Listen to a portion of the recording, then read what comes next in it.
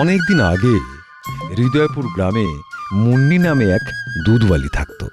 মুন্নির দিন শুরু হতো রাত থাকতে থাকতে। ঘুম থেকে উঠে তার প্রথম কাজ গোয়াল ঘর পরিষ্কার করে সুরভিকে খেতে দেওয়া। মুন্নি সুরভিকে খুব ভালোবাসত। সুরভি ছিল ওর মেয়ে। সুরভিরও একটা বকনা বাছুর আছে। মুন্নি তার নাম রেখেছে ধবলি। সুরভি আর ধবলি ওদেরকে নিয়ে মুন্নির দিন কাটে। মুন্নি দুধ দেয়, ধবলিকে খাইয়ে দুধ জাল দিতে বসে। দুধ জাল দিয়ে ঘি বানায়। মুন্নির হাতের ঘির খুব নাম। হৃদয়পুর গ্রামে সবাই মুন্নির কাছ থেকে ঘি নেয়, দুধ নেয়। বেলা থাকতে থাকতে মুন্নি ঘি নিয়ে বেরিয়ে পড়ে। গ্রামের পথে পথে ঘি ফেরি করে বেড়ায়। ঘি নেবে গো, ঘি, বিশুদ্ধ ঘি, ঘি নেবে গো, ঘি, ভালো ঘি, বিশুদ্ধ ঘি, ঘি নেবে গো। ওর গলার আওয়াজ শুনেই গ্রামের সবাই ঘি কেনবার জন্য ব্যাকুল হয়ে উঠত। মুন্নি, আমার 1 কিলো ঘি লাগবে।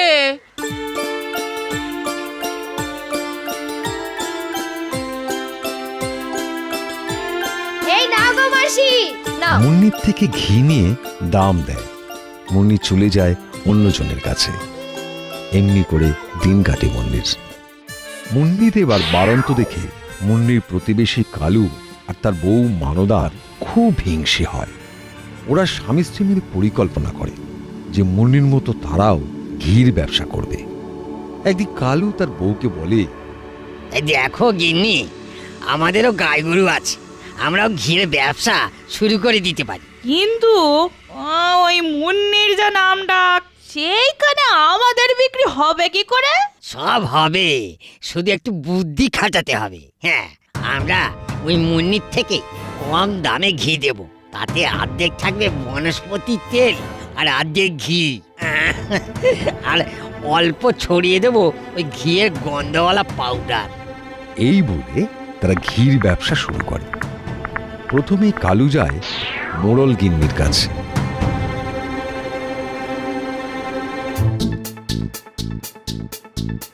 গিন্নিমা, গিন্নিমা, ঘি নেবেন? শুদ্ধ দেশি ঘি। না গো কালু ভাই, আমি তো মুন্নির থেকে ঘি নিই, ওর ঘিটা খুব ভালো গো। এই দেখুন গিন্নিমা, আমি কি আপনাকে খারাপ ঘি দেবো? একবার একবার একবার ঘিয়ের গন্ধটা শুকুন, শুকুন, শুকুন। এই বলে কালু ঘিয়ের পাত্র ঢাকনা খোলে। ঘিয়ের পাউডার মেশানো গন্ধ মোড়ল গিন্নিকে মাতিয়ে দেয়। বাহ, গন্ধ তো বেশ ভালো।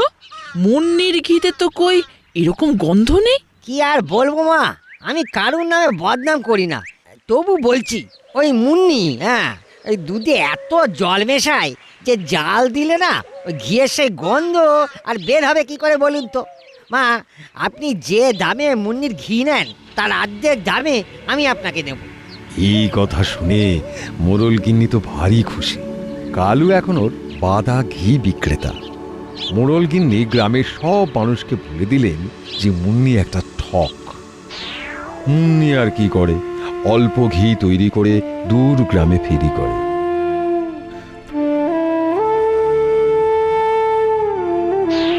বাড়ি ফিরে সুরভি আর ধবলিকে জড়িয়ে ধরে কাঁদে আর বলে, সুরভি, সুরভি, বলতো আমার কি দোষ? লোকে সবাই আমায় কেন ভুল বুঝলো সুরভি? মুন্নি হাউ হাউ করে কাঁদতে থাকে আর অবলা সুরভি ছল ছল চোখে তাকিয়ে থাকে মুন্নির দিকে। একদিন মুন্নি দূর গ্রামে ঘি বেচতে যাচ্ছে।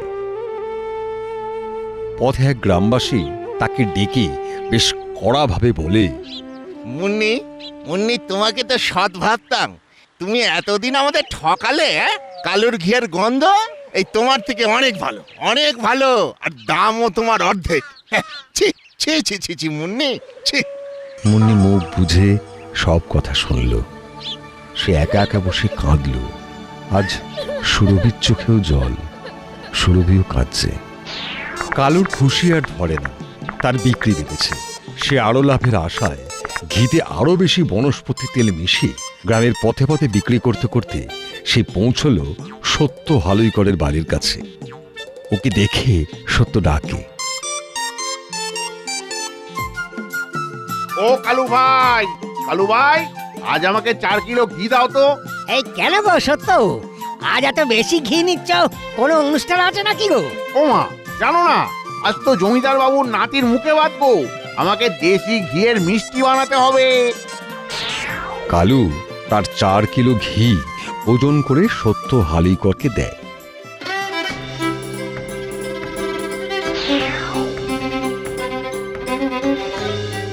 ওদিকে সত্য হালুইকরের ঘিয়ের মিষ্টি খেয়ে গ্রাম শুদ্ধ সবার শরীর খারাপ হলো। এমনকি জমিদার মশাই নিজে অসুস্থ হলেন। তলব পড়ল সত্য হালুইকরের। সত্য হালুইকর এলে জমিদার মশাই জিজ্ঞাসা করলেন বেশ কড়া ভাবে, কি হে সত্য, তোমার তৈরি মিষ্টি খেয়ে গ্রামের সব মানুষ অসুস্থ হলো কি করে শুনি? তুমি তো জানো ভেজাল দেওয়া কত বড় পাপ। কি শোনো, আমি তোমাকে কঠোর শাস্তি দেব। সত্য তো ভয়ে সারা। একে রাশভারী জমিদার, তার উপর গম্ভীর গলা।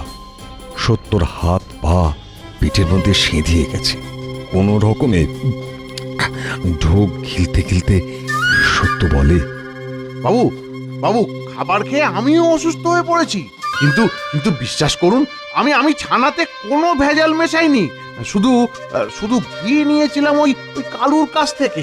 অমনি গ্রামবাসীরা রেড়ে করে তেড়ে এলো। এক গ্রামবাসী বলে, বাবা বাবা বাবা, এই নিজের দোষ ঢাকতে এই বেচারা কালুকে দোষী করতে তোমার লজ্জা করছে না? আরেক গ্রামবাসী বলে, আমরা তো সবাই ওর থেকে ঘি নিই, কই আমাদের তো কখনো অসুখ হয়নি। এই স্বীকার করো যে তোমার ছানা খারাপ ছিল। সত্য মনে মনে ঠিক করলো কালুকে সে ধরবেই। তাই সে মোড়ল মশাইয়ের কাছে গিয়ে বলে,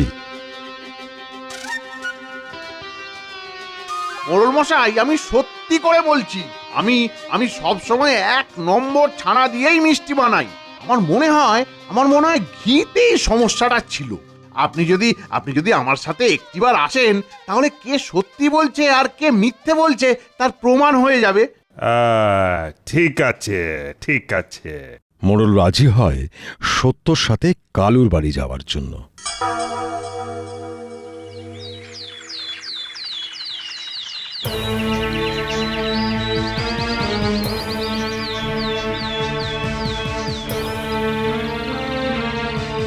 পরদিন কাক ভরে সত্য আর মোড়ল মশাই দুজনে কালুর বাড়ির জানলা দিয়ে উঁকি মারে। কালু আর মানদা যখন ঘিতে বনস্পতি মেশাতে ব্যস্ত, মোড়ল আর সত্য ঘরে ঢুকে পড়ে। মোড়ল বলে, ছি ছি কালু, ছি, তুমি এত নীচ যে খাবারে ভেজাল মেশাচ্ছ। তোমার ভেজাল ঘি খেয়ে গ্রামের সব মানুষ অসুস্থ হয়েছিল, আর সব দোষ আমার ওপরে চাপিয়ে তুমি সাধু সাজলে। কাল চলো কাল কাছারি বাড়ি, তোমার বিচার হবে কাল। পরদিন জমিদার বাড়িতে হাজির কালু। সত্য আর মোড়ল মশাই যা দেখেছে সব বলে। শুনে জমিদার বলেন, খাবারের জিনিসে যারা ভেজাল মেশায় তারা এক ধরনের খুনি, বুঝেছ? তোমাদের আমি রাজার কারাগারে বন্দি করব। বাকি যে কটা দিন বাঁচবে ওখানে বসে ভাবো, বেশি লোভে পাপ আর পাপে মৃত্যু। তারপর রাজার পেয়াদা এসে কালু আর মানদাকে ধরে নিয়ে গেল। আর গ্রামবাসী বুঝতে পারল যে তারা মুন্নির প্রতি খুব অন্যায় করেছে। তারা দল বেঁধে মুন্নির কাছে যায়। মোড়লগিন্নি বলে, মুন্নি, আমরা সবাই মিলে তোমার কাছে ক্ষমা চাইতে এসেছি, তুমি আমাদের ক্ষমা করো।